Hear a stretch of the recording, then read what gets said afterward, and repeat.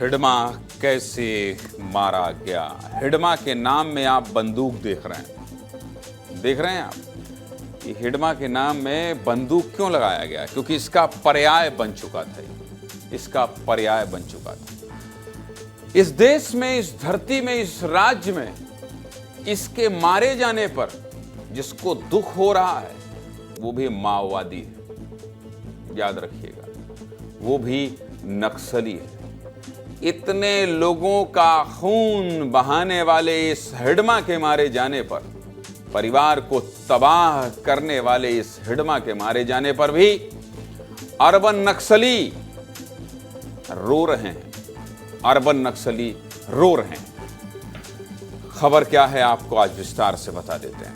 लाल आतंक की सबसे बड़ी परिभाषा बन चुका हिडमा अब खत्म हो चुका है। जवानों ने अपने भाइयों का बदला ले लिया है। आज का दिन भारत के लिए ऐतिहासिक है। जिस खबर का इंतजार छत्तीसगढ़ का हर बच्चा कर रहा था, बस्तर में तैनात हर जवान कर रहा था, एक लंबे प्रयास के बाद वो खबर आ गई। जवानों और निर्दोषों के खून से छत्तीसगढ़ की शांति को भंग करने वाला हिडमा मारा गया है। माओवाद, नक्सलवाद और लाल आतंक भारतीय इतिहास के ये ऐसे काले शब्द हैं जिनकी वजह से न जाने कितने परिवार उजड़ गए। और इसी लाल आतंक का सबसे बड़ा चेहरा था माड़वी हिडमा। वो हिडमा जिसकी तलाश में न जाने कितने जवानों की शहादत हुई। वो हिडमा जिसकी वजह से सैकड़ों जवान लौटकर अपने घर नहीं जा सके। आज उसी हिडमा को जवानों ने मार गिराया है। आंध्र प्रदेश पुलिस को खुफिया जानकारी मिली थी कि आंध्र प्रदेश छत्तीसगढ़ की सीमा क्षेत्र में कुछ बड़े कैडर के नक्सली दाखिल हुए जो बस्तर क्षेत्र के रहने वाले हैं। इसके बाद 18 नवंबर को अल्लूरी सीतारामराजू जिले के मारेडुमिल्लो मंडल में जवान सर्च अभियान पर निकले। इसी दौरान सुबह 6 से 7 बजे के बीच नेल्लूर गांव के पास पुलिस और नक्सलियों के बीच मुठभेड़ हुई। थोड़ी देर तक दोनों तरफ से फायरिंग होने के बाद जवानों ने 6 नक्सलियों को मार गिराया। शुरू में जवानों को लगा कि ये स्पेशल जोनल लेवल के नक्सली हैं, लेकिन जब शवों की अच्छी तरह शिनाख्त की गई तो सबके होश उड़ गए, क्योंकि मारे गए 6 नक्सलियों में एक नाम था माड़वी हिडमा। वही हिडमा जिसकी तलाश में जवान लगातार जंगलों की खाक छान रहे थे। जवानों ने हिडमा के साथ उसकी पत्नी राजे और उसके 4 साथियों को भी मार गिराया। मारे गए नक्सलियों में हिडमा का निजी बॉडीगार्ड देवे और डिविजनल कमेटी मेंबर लखमल भी शामिल है। इसके साथ ही जवानों ने पीपीसीएम कमलू और मल्लाको को भी ढेर कर दिया है। यानी कि जवानों ने हिडमा का सबसे करीबी गिरोह खत्म कर दिया है। मुठभेड़ स्थल से भारी मात्रा में हथियार और विस्फोटक सामग्री भी बरामद हुई, जिसमें 2 AK-47 राइफल, 1 पिस्टल, 1 रिवाल्वर समेत विस्फोटक और डेटोनेटर भी शामिल है। मुठभेड़ को लेकर क्या कह रहे हैं आंध्र प्रदेश के एडीजी इंटेलिजेंस महेश चंद्र लड्डा, सुनिए। In last 1 or 2 days, we had a very specific intelligence that few of the top Maoist leaders are entering into Andhra Pradesh and they are planning to revive the movement. So in that continuation, today morning, one exchange of fire has taken place between Maoist and security forces, in which 6 Maoist dead bodies have been recovered. What identification we could fix is Madhvi Hidma. He is the Central Committee member and 1st Battalion Commandant and one of the most wanted and dreaded Maoist. His body has been recovered. His wife Raje, her body has been recovered. Bastar में अपना पूरा बचपन और जवानी बिताने वाला हिडमा, बस्तर में बड़े बड़े नक्सली हमलों को अंजाम देने वाला हिडमा आखिर आंध्र प्रदेश में क्यों ढेर हुआ, ये सवाल भी आपके मन में आ रहा होगा। चलिए इसके बारे में भी आपको बता देता हूँ। साल 2024 के बाद छत्तीसगढ़ में एंटी नक्सल अभियान बहुत तेज हो गया है और नक्सलियों के आधार इलाके लगातार सिमट रहे हैं, यानी जो नक्सलियों का प्रभाव वाला इलाका है। जवानों ने कई बार हिडमा को शिकंजे में लेने के लिए ऑपरेशन लॉन्च किया, लेकिन हिडमा हर बार बच निकला। पिछले कई महीनों से हिडमा कर्रीगुट्टा की पहाड़ियों और छत्तीसगढ़ तेलंगाना बॉर्डर के आसपास छिपा हुआ था और दंड कारण में मिल रहे लगातार झटकों से डरकर एक जगह से दूसरी जगह तक भागता फिर रहा था। जवानों के एक्शन से हिडमा समझ चुका था कि उसकी सुरक्षा खतरे में है और बस्तर में उसके छुपने के लिए जगह नहीं बची। ऐसे में बढ़ते दबाव की वजह से हिडमा अपने करीबियों के साथ सुरक्षित अड्डा तलाशने निकला और आंध्र प्रदेश पहुंचा, जहां जवानों की गोली का निशाना बन गया। इस तरह पिछले 2.5 दशकों से लाल आतंक का पर्याय बने हिडमा का अध्याय आखिरकार समाप्त हुआ। जहां मारे गए नक्सलियों का शव रखा गया है, उसी अस्पताल में हमारे सहयोगी शहनवाज खान भी पहुंचे थे। जरा शहनवाज की आपको एक ग्राउंड रिपोर्ट दिखाता हूं, देखिए।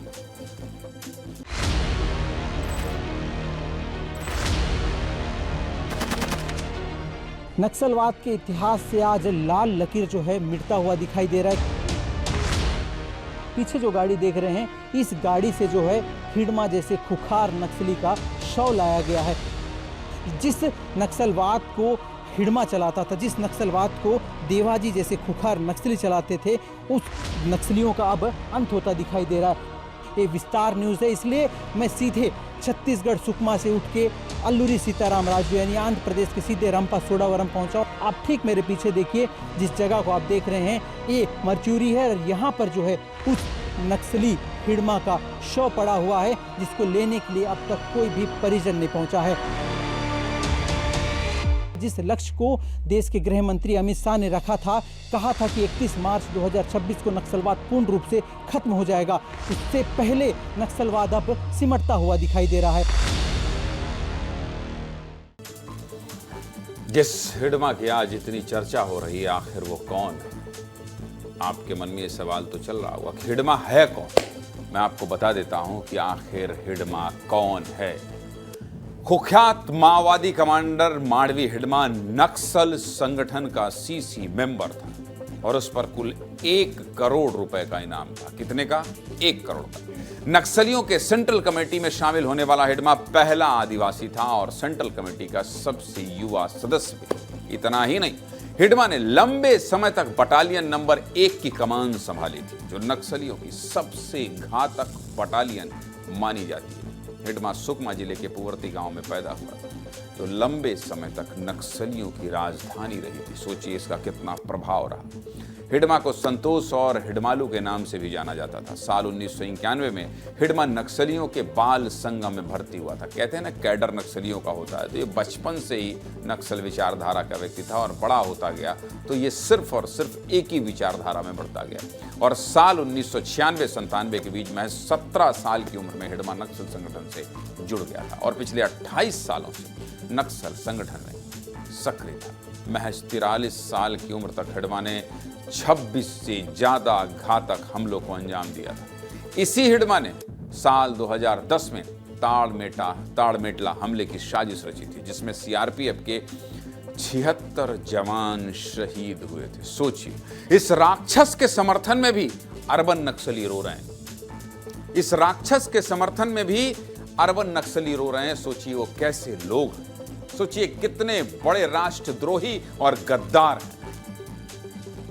अर्बन नक्सलियों का भी नंबर आना चाहिए, जो इसके मारे जाने पर रो रहे हैं, सोशल मीडिया में पोस्ट कर रहे हैं। इसके अलावा साल 2021 में सुकमा बीजापुर बॉर्डर में हुए मुठभेड़ में भी हिडमा शामिल था, जिसमें 22 जवान शहीद हुए थे। वहीं साल 2017 में हुए बुरकापाल हमले में भी हिडमा की अहम भूमिका थी। सोचिए ये क्या करता था, सिर्फ खून की होली खेलता, जिसमें 25 सीआरपीएफ जवान शहीद हुए। लेकिन साल 2013 में हिडमा ने सबसे बड़े नक्सली घटना को अंजाम दिया था, जब झीरम घाटी में घात लगाकर नक्सलियों ने हमला कर दिया था, जिसमें 27 लोगों समेत कांग्रेस का पूरा शीर्ष नेतृत्व इस दुनिया से चला गया था। बड़े बड़े नेताओं की जान ली थी इस हिडमा ने।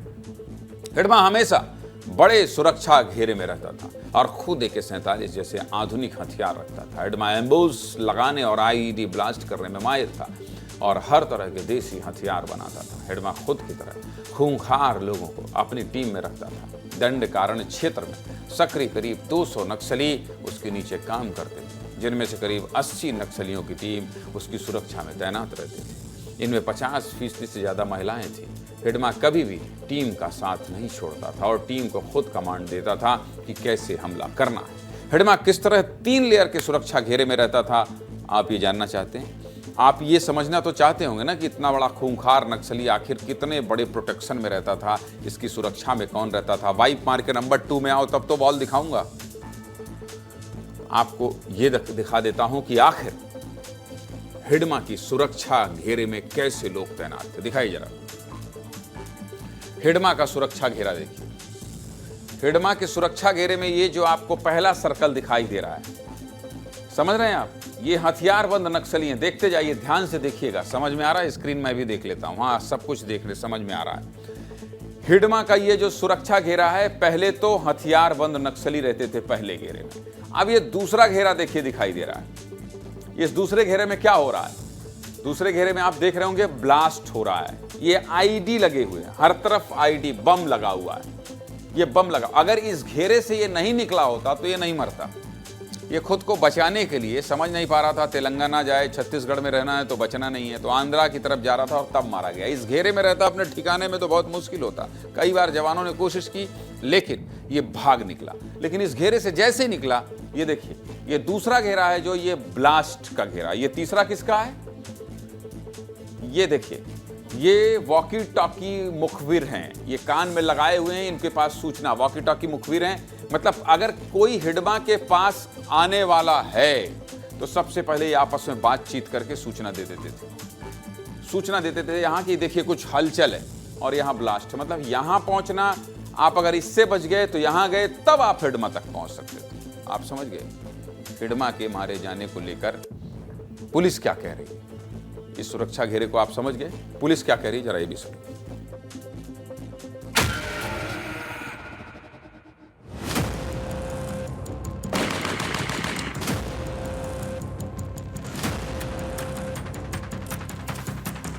Central committee member Madvi Hidma, जो पूर्व में पीएलजी बैटल नंबर 1 का कमांडर भी रहा, आतंक के एक चेहरा के रूप में न सिर्फ बस्तर संभाग के दंडाकारण्य इलाका में, जो सीमावर्ती क्षेत्र में भी उनका एक पहचान उसी रूप में थे। कई बड़ी बड़ी वारदात में शामिल रहा। यदि पाताल में जाए या आकाश में जाए, कहीं भी जाए, उनके पास इस टाइप का परिणाम को भुगतना पड़ेगा। जो पड़ोसी राज्य है, चाहे वो तेलंगाना हो, चाहे आंध्र प्रदेश हो, चाहे उड़ीसा हो, चाहे मध्य प्रदेश, इनके साथ हमारा कोऑर्डिनेशन और कोऑपरेशन बहुत ही अच्छा है। इसी का परिणाम है कि जो छत्तीसगढ़ में एक दबाव निर्मित हुआ और जिसके कारण से यहाँ पे वो शेल्टर नहीं ले पा रहे थे नक्सली। जितने हमारे साथी बलिदान दिए, सर्वोच्च बलिदान, उनको एक भावपूर्ण श्रद्धांजलि मन से निकली। हमारे जवान हैं जो कि अभी भी लड़ाई कर रहे हैं, उनका जो त्याग है, उनका समर्पण है, उसका फल मिला है।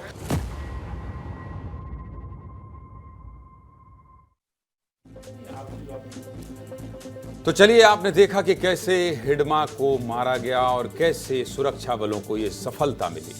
लेकिन देखिए, बहुत सी ऐसी बात होती है जो हमारे समझ में नहीं आती। आम जनता को बहुत सरल शब्दों में समझाने के लिए, जिनसे समझकर हम बोलते आए हैं, ऐसे पूर्व डीजी नक्सल ऑपरेशन आर.के. विश साहब मेरे साथ हैं। आपका बहुत बहुत स्वागत करता हूं विस्तार न्यूज में, विश साहब। और आपके पास आने से पहले मैं एक बार संजय का रुख करना चाहता हूं। संजय जरा देखिए कहां है संजय? अच्छा, सामने ही है। चलिए कोई बात नहीं, हम लोग यहाँ पर हैं, इसका मतलब संजय वहाँ है। संजय आर.के. विश साहब हैं मेरे साथ, उनसे भी चर्चा करेंगे। लेकिन सबसे पहले आपसे ये जानना समझना चाहता हूँ कि हिडमा को मार दिया गया है और ये जो एक खौफ था ना, हिडमा हिडमा हिडमा, मैंने तो जब रुपेश से बातचीत की तो मुझे लगा ये ज्यादा खतरनाक है। क्या खबर निकल कर सामने आ रही है आप तक संजय, और इसका विश्लेषण कैसे करेंगे आपके शब्दों में?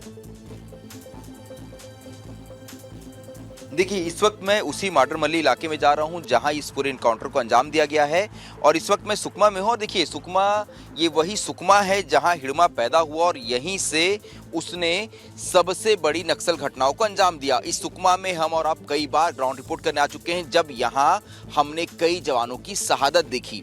आज जब सुकमा में ये खबर पहुंची कि हिडमा मारा गया है तो सुकमा में जश्न मनाया जा रहा था, सुकमा में पटाखे फोड़े जा रहे थे।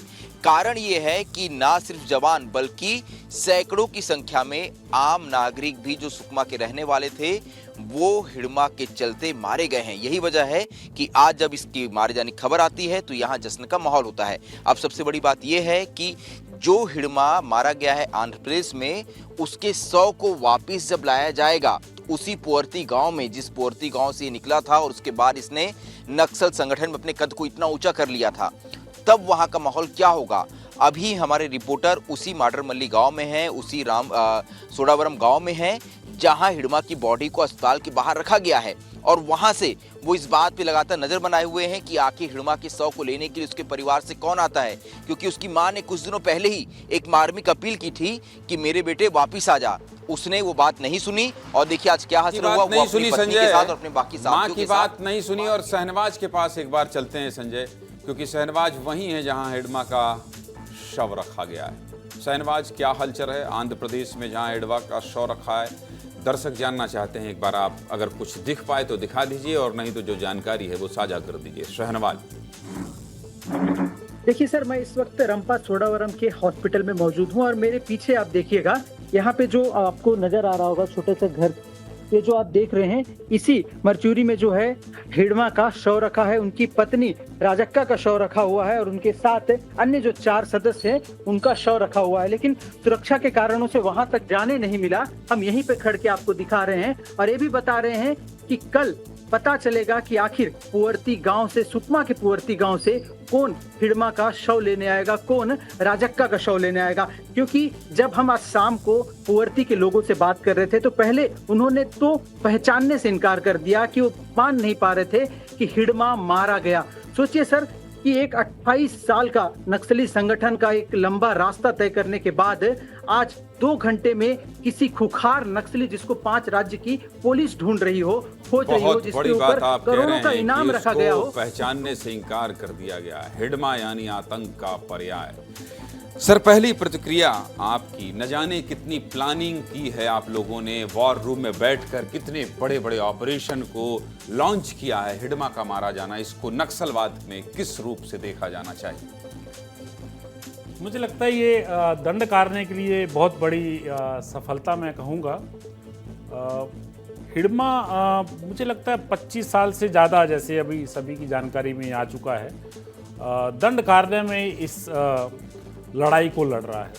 देखिए, वो मिलिट्री विंग में सम्मिलित रहा है राइट फ्रॉम बिगिनिंग। जैसे देव जी का नाम आता है सेंट्रल कमेटी का, देव जी जब शुरू में पहला प्लाटून बना था, 1995 की मैं बात कर रहा हूँ, तो वो उस प्लाटून का कमांडर था देव जी।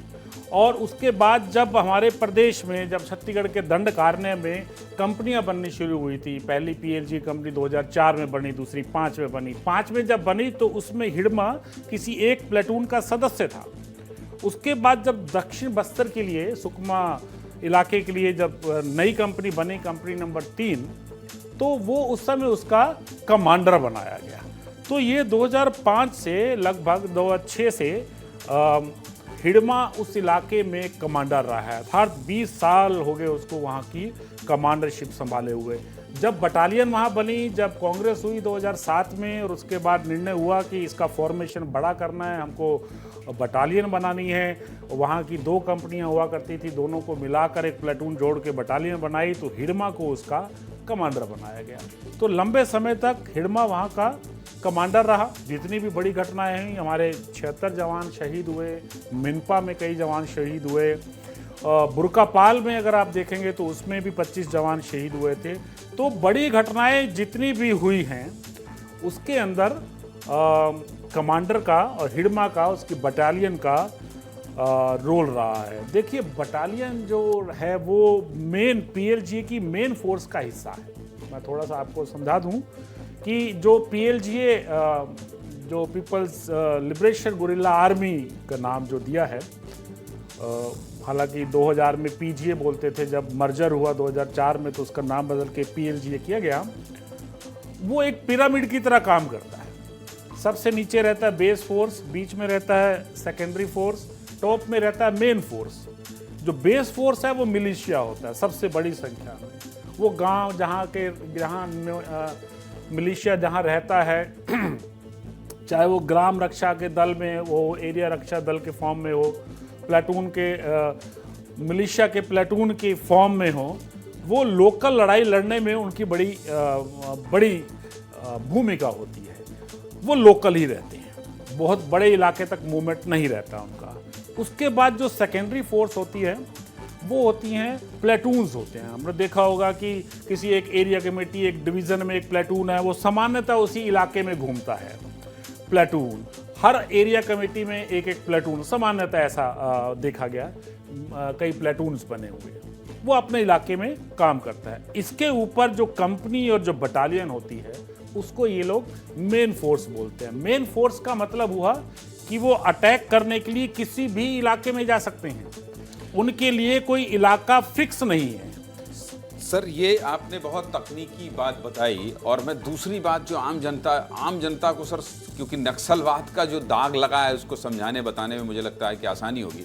सर, हिडमा ही इतना खूंखार क्यों बन गया? हिडमा का नाम ये रुपेश, सोनू, इनसे ज़्यादा प्रचलन में क्यों आ गया? या नक्सल संगठन की कोई रणनीति रही कि हिडमा को ही आगे करो? और आज देखिए कि जितने भी आंध्रा और तेलंगाना के नक्सल कमांडर हैं वो सब सरेंडर कर रहे हैं और हिडमा मारा जा रहा है। तो इसके पीछे थोड़ा सा इनकी रणनीति पर भी मैं चाहूँगा कि आप प्रकाश डालिए। देखिए, इनके दो विंग रहते हैं सामान्यतः। एक होता है जो ऑर्गेनाइजेशन को आगे ले जाता है, अर्थात जब आपको इलाके का विस्तार करना है, मास ऑर्गेनाइजेशन बनानी है, आपको दंडकारण्य किसान मजदूर संघ बनाना है, आपको क्रांतिकारी महिला संघ बनाना है, या आपको चैतन्य नाट्य मंच बनाना है, लोगों को भर्ती करने के लिए आकर्षित करना है, लोगों को जोड़ना है। अगर आपको मास ऑर्गेनाइजेशन बनानी है तो वो काम जो है वो पॉलिटिकल विंग देखता है, जो ऑर्गेनाइजेशन, जिसको हम लोकल ऑर्गेनाइजेशन स्क्वाड बोलते हैं।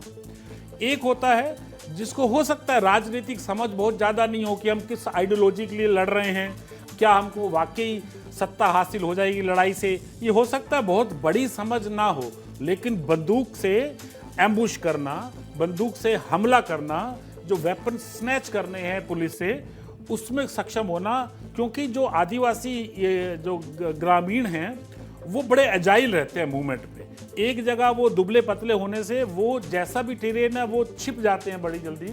अगर गोरिल्लाज उधर हैं, वो गोरिल्ला लड़ाई में निपुण ऑटोमेटिकली हो जाते हैं, क्योंकि वो पहाड़ियों में रहना, छिपना, वो सब उनके एक नेचुरल ढंग है उनके जीने का।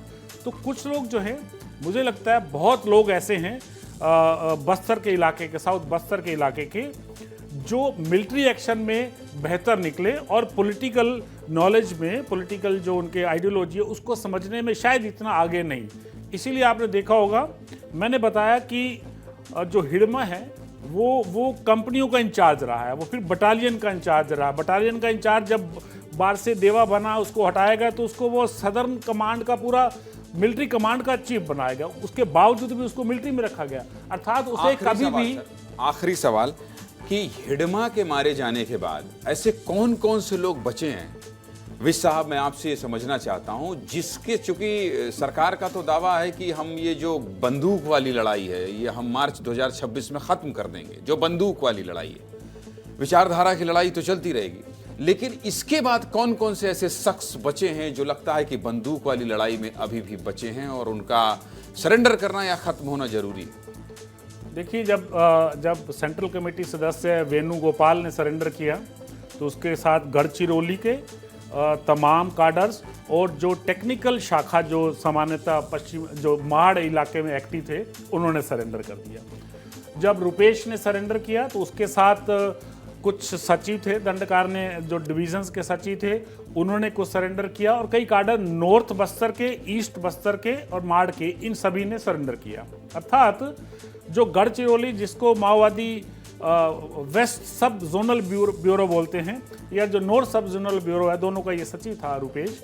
ये दोनों में अधिकांश लोग, काफ़ी लोग, अगर पूरे ना भी हो तो सरेंडर कर चुके हैं। अब बचता है जो बेसिकली नीचे सदर्न पार्ट है, उसके अंदर 3 डिवीज़न माओवादियों के रहते हैं। एक साउथ डिवीज़न है, एक पश्चिम डिवीज़न है, एक बीच में एक दरबा डिवीज़न है। दरबा डिवीज़न की कुछ एरिया कमेटी जो कांगेर घाटी और सब कमज़ोर हो चुकी हैं, मालांगीर एरिया भी कमज़ोर हो चुका है। एक केरला पाल का एरिया है जो पहले सुकमा में था, साउथ में था, जिसको दरबा में डाला है, तो उसके कुछ काडर वहाँ पर है। सुकमा में अगर देखेंगे तो इतने सिक्योरिटी कैंप्स बन गए हैं वहाँ पर कि वहाँ पर नक्सलियों का जो मूवमेंट है बटालियन का या उनकी कंपनियों का, वो बड़ा मुश्किल हो गया है। तो ज़्यादातर जो मूवमेंट है, हो सकता है कहीं कहीं कुछ माड़ में हो, पर सामान्यतः पश्चिम बस्तर जो पामेड़ का एरिया है, जहाँ पामेड़ के नॉर्थ के इलाके में, या जो जो तेलंगाना से जुड़ा हुआ है, जहाँ पर पुलिस की थोड़ी उपस्थिति कम है, वहाँ पर मूवमेंट कुछ बचा है। तो अगर बचे हुए कैडर्स की आप बात करते हैं तो जो कमांडर है बटालियन का बारसेदेवा है अभी, उनके साथ जो कंपनी कमांडर और ऊपर के सीनियर डिविजनल कमेटी स्तर के लीडर हैं तो वो भी बचे हुए हैं। पश्चिम बस्तर का जो पापा राव और वो सब हैं वो भी मिलिट्री एक्शन में जगरगुंडा एक्शन एरिया में पहले काफ़ी एक्टिव रहे हैं, वो अभी बचे हैं। अगर आप सेंट्रल कमेटी में देखेंगे तो देव जी अभी बचे हुए हैं, जो मैंने बताया कि यहाँ का जो मिलिट्री फॉर्मेशन बने थे तो सबसे पहले वही उसका इंचार्ज था, तो अभी उनका बड़ा लीडर डायरेक्शन देने वाला बचा हुआ है। बिहार झारखंड का जो स्पेशल एरिया कमेटी का एक जो सीसी मेंबर है मिसिर बेसरा, अभी वो बचा हुआ है। इसके अलावा कुछ वृद्ध हैं सदस्य, चाहे वो गणपति हो, चाहे वो संग्राम हो और चाहे गणेश उइके हो, ये कुछ बचे हुए हैं अभी। इसके अलावा कुछ दंड कारने के और भी हैं जो कुछ एजुकेशन वाला काम देखते हैं, तो कुछ टेक्निकल, कुछ और सदस्य बाकी हैं। लेकिन मुझे लगता है केवल सदर्न पार्ट है जहां पुलिस अभी फोकस भी कर रही है। आपने देखा होगा कि ऑपरेशन भी अभी हमारे उस इलाके में चल रहे हैं, चाहे पश्चिम बस्तर हो और चाहे वो दक्षिण बस्तर हो। तो कुछ लीडर्स हैं। हिडमा कौन था, हिडमा का मारा जाना और क्या फर्क पड़ेगा, नक्सलियों का काडर क्या होता है, ये और जो बचे हुए लीडर हैं वो आरकेवी साहब ने सब कुछ बहुत सरल भाषा में समझा दिया। संजय ने बता दिया कि गांव में क्या स्थिति है, शहनवाज ने दिखा दिया कि जहां हिडमा का शव रखा गया है वहां क्या हालात हैं। विस्तार न्यूज ने इस बड़ी खबर में आपको विस्तार से सब कुछ बताने और समझाने की कोशिश की है। संजय, आप अपनी यात्रा जारी रखिए, शहनवाज आप अलर्ट रहिए।